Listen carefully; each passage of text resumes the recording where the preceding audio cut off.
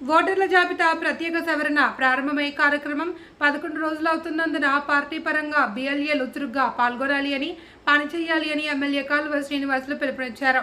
రాయదుర్గంలోని Telugu Desam party కార్యాలయంలో శుక్రవారం నిర్వహించిన పార్టీ సమావేశంలో ఆయన మాట్లాడుతూ మండలాల వారీగా ఇప్పటి వరకు అప్లోడ్ చేసిన ఓటర్ల వివరాలను సమీక్షించి చదివి వినిపించారు.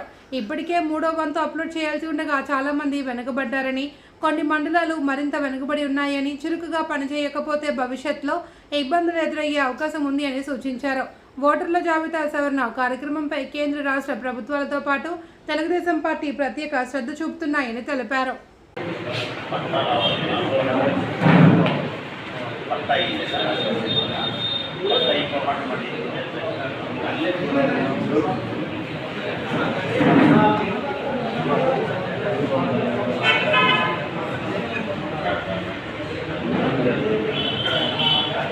Gracias.